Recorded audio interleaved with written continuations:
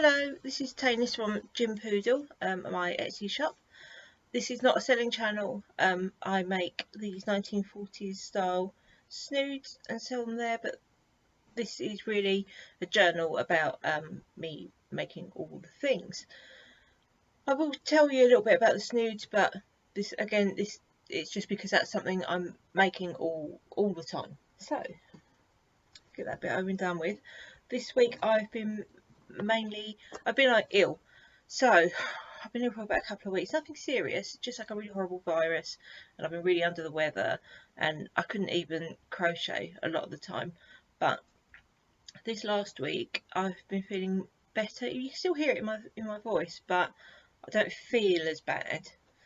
So I've been able to restock one of each size of my classic black snood. 3 little advent jumpers to make my sort of Christmas laundry advent. I'm on jumper number 12 at the moment. These are the Arne and Carlos mini Nordic sweaters. I'm making 2 a month, and I'm on track. Like, that's one that I've finished. I've not blocked it yet, but you get the general idea. I'm doing them in sparkly white with sparkly green for the odd numbers and sparkly red for the even numbers, and then I'm going to put inside them, because you can get stuff quite a lot inside. I'm going to put in some chocolates, probably some like those little lint ball things, because they're all wrapped and they're really nice. Or chocolate money. Chocolate money is the best thing ever, isn't it, at Christmas? And the cheap £1 a pop scratch cards. So I'm on track with those. I should have them done. I've only got, including the one that's on needles now, I think I've got 4 to do. So I'll have them done by the end of November. I'll take October off making them because I'm doing the Westnitz mystery knit along. And if you're sick of hearing about that already, I'm not sorry, because you're going to hear about it a bit more, because I'm really excited. Can't wait for it to start. I've chosen my yarns. Well, I've sort of chosen my yarns. That's not true. I thought I'd chosen my yarns because I'm using yarn from Stash, and what was in my head in my stash turns out to be a little bit different to what was actually in my stash. So I might need a little bit of help with choosing which colours I'm going with in the end. But I think I kind of know. But there's a long way between today and the 6th of October, right? I mean, I don't have to choose straight away, do I? I made the shawlography last year. It was my first go at the mystery knit along, and when I first started it, I wasn't really sure that I was going to like it, but that's mine, and I absolutely love it. I think it's brilliant. It was so much fun to do, and I've had a lot of wear out of this. I really enjoyed making it. I knew that I would definitely be signing up again this year for it. I did have, like, I went to Unravel before I was ill, and I thought, well, I'm not going to buy yarn. I don't need to buy yarn for it. And every stall had twist and turns wrap, kits for the mystery knit along. All of them, and I was so tempted, but I was strong because I was pretty sure I was definite that I had my yarns ready and waiting at home. I did have, if you go to Unravel, actually, if you like yarn shows but find them a bit overwhelming, the Autumn Unravel might be a really good option for you, because it's really good, but it's a little bit quieter. It's not as full on busy. There are fewer stalls. There are still lots of stalls. It's well worth going. Lots of stalls, lots of really interesting things to see. I met the Welsh tenor, who was on the little grey girl stand. I bumped into people I knew. It was really lovely. Welsh Tan was really lovely, and I had a really fun chat with the guys on the Yarn Whisperer stand. They were really good as well. They were really nice. And I bought a few things. I'll show you some later. I won't go through. I mean, I didn't buy an awful lot. I thought it was pretty restrained for me. So I did kind of want to have some inspiration for the mystery knit along, and there was plenty there. But I really wanted to sort of confirm what my choices really were already. I did have at the earlier one, the one Unravel has another one outing in February, which is a much busier one. And I did have a woman make a bit of a snarky comment about my shortography. I was a bit gutted. I'm not letting it bother me too much, but she made like a bit of a snarky comment about, you know, everyone having a slavish Stephen West shawl, and she just was a bit sort of snarky about it. And she did that thing of like that cowardly thing that I hate of making a comment loudly enough for you to hear, but not actually speaking to you. So I just said to her, "Are you talking about me?" And then she got, obviously she was a coward, so she kind of went, "Oh no, I think it's really beautiful." And then as she walked away again, she made another snarky comment. And I was like, "Gee, girl, this is not the place. We're here for good times." So, and I also saw there's been 2 podcasts I watched recently where the podcasters were really rude about it as well. And I just think you can't expect everyone to like all the same things. Beauty and knitting, you make your own choices. But 2 people I've heard call this, not my one specifically, but just call this ugly. And I just think that's ripped. There are things that other people make that don't float my boat at all, but I wouldn't call them ugly. And one podcaster who I really enjoy was like, "Oh, I'm sure, you know, if you've made one, I'm sure yours is really nice." And then she's this like face as if like, not really. And I just said, "Oh, grow up." They really would put me off her, and I don't know, she's one of my favourite podcasters, and now I've really gone off her.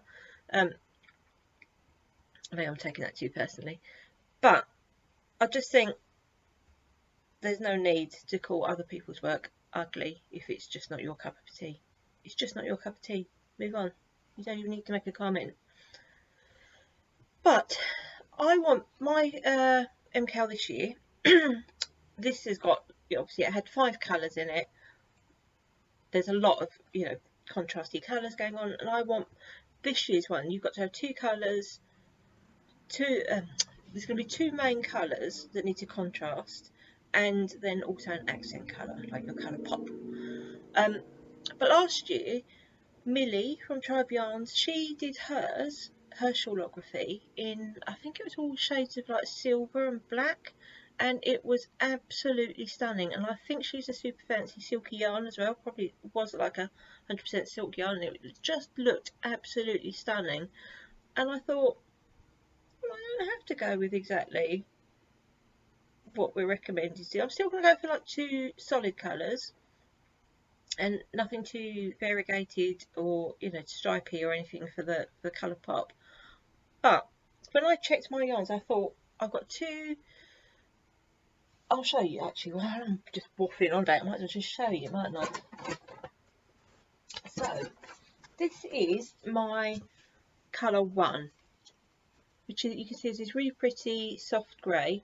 This is from I Knit London, sadly no longer with us and much missed. This is a Ziggy Stardust, so it's got some sparkle in it. So that's my main colour 1. Now my second colour, excuse the crinkling, it's in plastic and I've got to take it out before I start recording, is this. This is King Cole's, no, is it King Cole? Yeah, it is King Cole's Merino Blend Superwash Wool. This is like super good value. There's like I think 400 grams, 500 grams of this. Pounds anyway. So those, now that's not like a massive contrast, is it? I thought this was much darker. In my head I thought this was like a really dark charcoal grey, and it's not. It's actually quite close to this. Now it's probably not contrasty enough, but this is what I've got. And I quite like it. I do quite like it. I quite like this little like low contrast. I've also got, which I don't even know why I'm showing you because I've pretty much talked myself out of this. The other option would be this really lovely blue, navy blue with that. Now, that I think is too much contrast for me because our lovely Mr. West says to think of the starflake shawl as your inspiration for how contrasts will work. So, I like the starflake shawl, but I wouldn't do it in such strong contrast because it's too stark for me. I'm not really into that sort of I don't like monochrome, like, you know, when people do like just a black and white look, and it just makes me think of a pint of Guinness, and it's not my cup of tea at all. So the starflake shawl is not one that I would make because there's so much contrast, stark contrast in it. It's too much for me. So I'm probably not, although I think this works really well, I'm probably not. In fact, this works really well as well, doesn't it? Actually, that's better. But I had the idea of two greys in my head, and I think I'm going to stick with it. So my problem now is, I thought I had like a really neon pink, sort of verging on neon pink, that I was going to use as my colour pop. But looking through my stash, turns out that doesn't exist.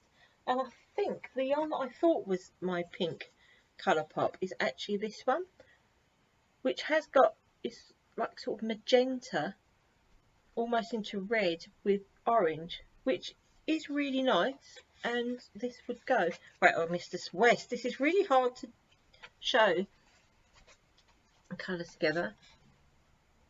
See, that's nice, isn't it? But I don't know why I'm not 100% sold on that. So that might be a no.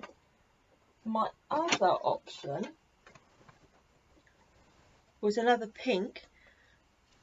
And this is from Once Upon a Time Skeins, who is also no longer dyeing commercially. She does dye for herself, but she's really beautiful yarns. So I miss her. And this is, you know, like a pink. It's a really soft kind of pink with some pale cream bits and some little fleckles and things. And I think that would be really pretty because pink and grey obviously go really nicely together, don't they? So that would work, wouldn't it? Quite like that. That's quite a nice little combination. Now my next option, I know I've got so many options. This is I bought this at Unravel, and this is just genius. This is from Rose's Moments. This is sort of greens with browns and some sort of almost mustardy bits in, which also would work beautifully. That's nice actually, isn't it? But this is like a gift knitting ball, and this is apparently something they do in Germany for when children are learning to knit. They hand wind a ball of yarn, and every 5-10 grams or so they pop a sweet in and cover it up with the next layer of yarn, so it encourages you to keep knitting, to keep going, because, you know, like kids, you'll want to get to the next week. But this has got like knitter's treats in it, so there are stitch markers and all kinds buried in there. So I thought that would be really fun, and it would be another thing, because you know, you've got a little bit of time pressure, haven't you, on the mystery knit along, because the new clues were released every week, and I thought that would keep me going. So I could have that, which I think would be really pretty, but I do kind of have pink in my head as what I want to do. So I'm a little bit torn. Now my last one is my real wild card option, which is my virtually no contrast. So this is called Stormy Weather by Jelly Beans Yarns, and this is like a kind of pale denim-y blue. It's a very, very blue grey, so it would be grey. And I think that would be lovely But is that much too low contrast? I don't know.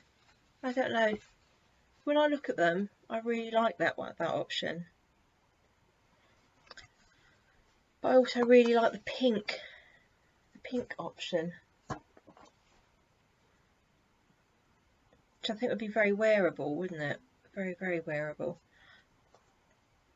But the brights, it's Stephen West, you know. I mean, if you aren't going to do brights with Stephen West, when are you? I think I love this one, and I think that would be really good fun to do that. But I don't think I'm going to. I think I'm going to go. I think I've decided. I think I'm going to go with that option.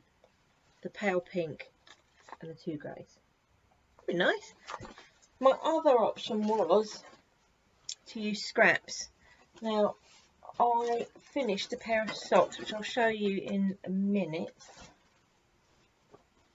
And I've got some leftover yarn, which is this really bright yellow, which is really pretty.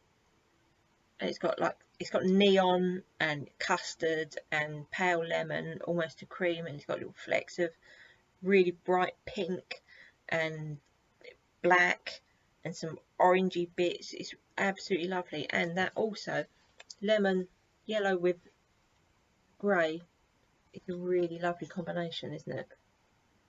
I mean, it's a classically lovely combination. But I don't have a full skein of this.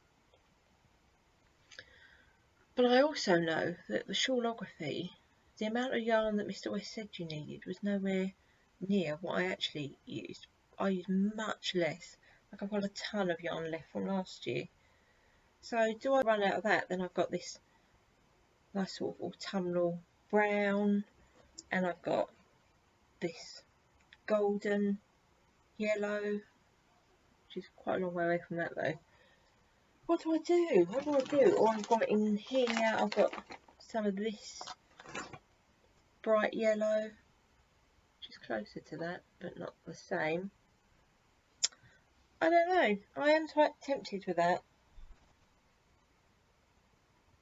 I'm also really tempted with the low contrast version. It's very hard. It's very, very hard to choose. Damn it. But choose I must, and I think my heart is really with this one. I think so. I think that'd be really wearable as well, won't it? So yeah, that's that. Let's see what I actually cast on when the time comes though, eh? Now then, the other thing I have finished. I finished. Did I tell you about these already? Maybe I did, maybe I didn't. I'll tell you what I'll do. No, I don't think I did. Because I put things down here when I finish with them. Socks. The most beautiful socks in the world. These are basically using the Pearl Soho shorty sock recipe. I do 5 rows of ribbing, 1 row of pearl bumps to make that nice sort of separation there. Then I did 17 rows plain. Then I did the fish lips kiss heel. Now, does anyone else think, whenever someone says fish lips kiss, I always think of that actress, is it Debbie Ash, who had the lip fillers that went wrong and the tabloid press really roasted her. It's very sad. But nothing to do with socks. I've never done the fish lips kiss heel before. I normally do Louise Tilbrook's short row heel from her bob socks, which I really like. I don't like heel flap and gusset socks. They don't fit me at all. And I use her rounded toe from the same pattern too. But now I'm a complete devotee of the fish lips kiss heel. It fits me so well, and there's no horrible hole there, which I'm really bad at doing a hole there. It just doesn't happen. You don't cut the yarn, there's no picking up stitches. It's really good, and that's going to be my heel from now on, I think. I'm was tempted to give these socks, donate these socks to the Marie Curie sock quest appeal, where there's a GP who collects socks, yellow hand-knitted socks, to be given to Marie Curie patients at Christmas time. But I think I'm going to keep these ones because they're so pretty. I had used this yarn already and frogged a pair of mountain socks, but they had like a seersucker pattern. I'd only made one of them, and the yarn and the texture were fighting each other, so you didn't get the best of either. And when I was doing the foot part, the underneath, you could see the yarn so beautifully, and I just thought, no, I just want plain socks with this yarn because it's so lovely. I want to actually be able to see it. So I've got a fair amount of that left. I'd say probably a good 60-70 grams, maybe. Tons. It's by Dye Candy, and it was a limited edition one. It's called Backstory. I don't know if she's making any more of it, but it's really beautiful. So I am tempted to make another pair to donate. I'll make them a bit longer because I don't know if they've got, I think maybe the standard is to do them a bit longer, and then I can do like a contrast cuff, heel and toe to eke them out a bit. But I am a bit torn by it because I love the yarn so much. I kind of want to just keep it all for me, but it would be nicer to be nicer, wouldn't it? So yeah, that's a finished object for me. That's amazing. And I finished those last night watching the Strictly launch show, and I love Strictly, and I think I got a bit carried away on one of the toes and made one of the toes a little bit longer than the other. But don't you have one foot slightly bigger than the other? I think that's true, isn't it? I mean, who's going to notice? I mean, if I hadn't told you, you'd never have known. So I have, in the end, in the grey. Yeah, I thought maybe if I use these blender colours, I'd make it into something sort of classy, and I think I should have just gone with the whole like riot of colour thing. I do love it. I've worn it a lot when I've been ill. It's been wrapped around my throat all the time. It's super warm and snuggly, and I'm so happy with it. Not just because it's been 4 years on the needles. It's just a really lovely thing to have, and even making the tassels was, you've got to be in the mood for them, but they're okay, you know, not too bad. Not too bad. So I'm really happy with that. So that's being a bit under the weather has done me a lot of good, hasn't it? In some ways, I've actually managed to finish some stuff. I'm really happy with myself. I know you shouldn't be that pleased with yourself, but I am. Now, I did buy some things and other things at Unravel, but you know what? I don't think I'm going to show you because I don't want it to go into like a spending festival thing. I didn't buy an awful lot of stuff. I just think I might just show you the things as I start using them, and then say where I got them from. Because I think that might be a bit boring if I'm just holding up random things one after another. I mean, I did show you that lovely ball of yarn, didn't I? That gift yarn. I've got to find something nice to do with that, because that's the little label, Rosie's Moments label from it. She had it in lots of colours. I also got a really nice pattern from her as well to use with Advent Minis, which I think will make a really good sort of scrappy projects pattern as well. It's a really long, like a stole type shawl, and it's got eyelet rows, and it just sort of stripes through. It's really simple, and it's really pretty. And I got that, and so I might use that with that and stripe in some scraps, or I might just literally use minis. Anyway, whatever. I bought that, and that was really nice. And that's all I'm going to show you, I think, with the things that I bought. I have been reading a fair bit as well. I'm still playing through this. This is Asimov's Guide to Science. I started reading this. I just read a few pages a day, literally like 4 or 5 pages a day, because my knowledge of science and is appalling. And I just thought, well, maybe if I read this, it'll make me a little bit less stupid, and I'll understand a bit more when people talk about scientific things on the news. So I'm on page 721 of 819. So you know, really stuck with it. I must say, a lot of it has still not managed to stick in my head. I'm just not. I just don't have a science brain. It is interesting. I do feel like I'm learning things as I read it, but a lot of it is just, especially, you know, like the I don't know, chemical weights and stuff. It's just beyond me, and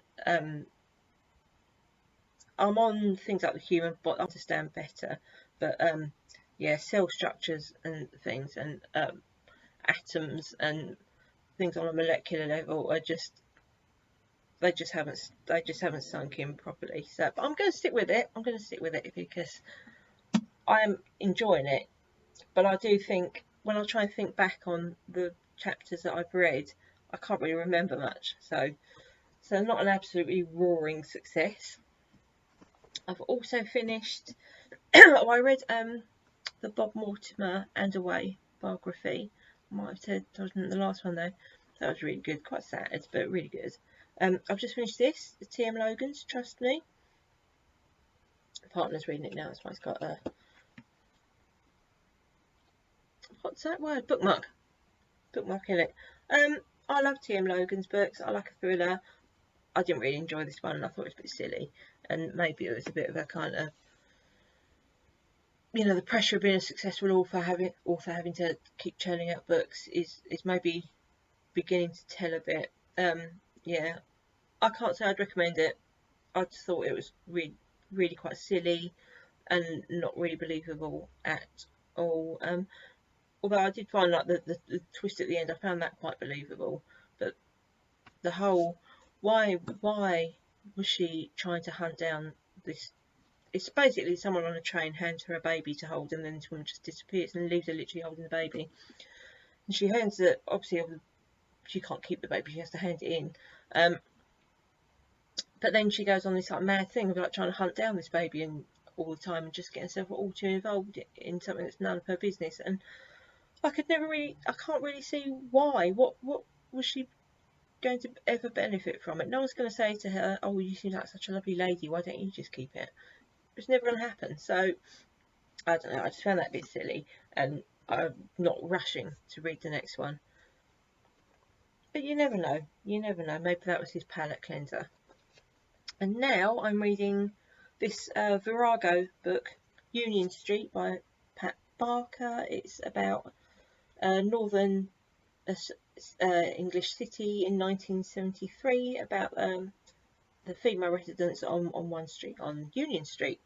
I'm only on the first story at the moment, about an 11-year-old girl called Kelly Brown, and it's a bit hard going, to be honest, because her home life's not brilliant, and then something really horrible happens to her, and I'm kind of hoping that the rest of the book isn't as depressing as this, because I feel like I need something a bit more cheery at the moment. Especially, you know, when you've not been feeling well, you do need like a little cheer up book. I think maybe I need to find something by, I don't know, like a sort of Carol Moore kind of Cosy Cottage by the Sea kind of book to read next. And I think I'm going to love you and leave you here. I think that's me pretty much done. Oh, my next project though. Yeah, we could do with that, couldn't we? Let's see if I can finish these for next time. These are going to be my Strictly socks. They're the heel, you know, the crazy sock lady. They're her heel toe do-si-do socks. And I did actually cast these on at Unravel. Well, on the way to Unravel, because of train journey and all that. And I got quite far with them. I'm using these, you know, that Addy, what are they called? Those are the funny needles. Are they called Flexi Flips? No, No, they're called Addy Crazy Trios in the UK, and I love them. I really like them.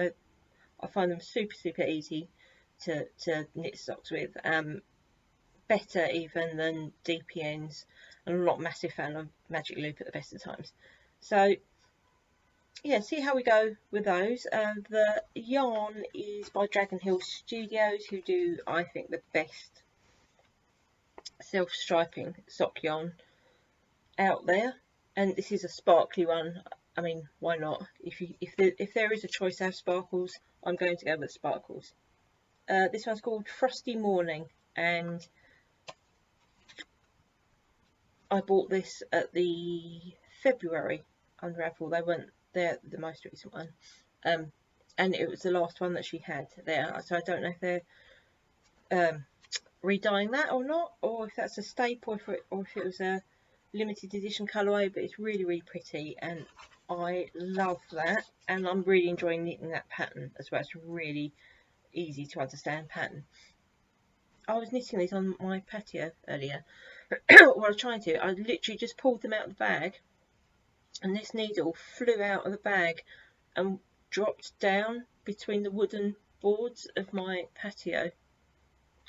This is not the first time I've done that. I did that with a stitch marker a few weeks ago, and a partner was like, I mean, he was really good natured about it. It wasn't like complaining, but he was saying like, oh, I might have to lift the board to get it out. And then he managed to bend and make a hook out of you know, the sort of prongy things you put for your jacket potatoes to make them cook all the way through. He bent one of those into like a hook and managed to winkle it out, so that was brilliant. And then of course this flew out of my hand. He's at work at the moment, and it just went, and I looked down and I thought, well, it's just gone, hasn't it? And I was crawling on the patio trying to see if I could see it, and I could see it, couldn't get it out. Tried to use tongs, they wouldn't go down. I tried to make a hook thing, get it out, couldn't do that either. And then I used the jacket potato stabby prong things with blue tack on the end, and I managed to get it to stick to one bit. And then the amount of times I nearly got it out and then it didn't, and then I finally managed to get it out. So that's my lesson of the week. I need to buy one of those little outdoor rug things, don't I, for outdoor knitting, so that I don't drop needles down into the underworld. But I like sitting outdoors knitting with my cat. It makes me happy. So I'm going to stop waffling now and let you get on, because that's quite enough, isn't it? I've waffled on for quite enough, and then I'll let you know when I next see you if I'm going to stick with that colourway for my MKAL shawl. I think I probably will. I think I'm set on that, the pink and grey. But I do kind of, I'm not set. See you next time.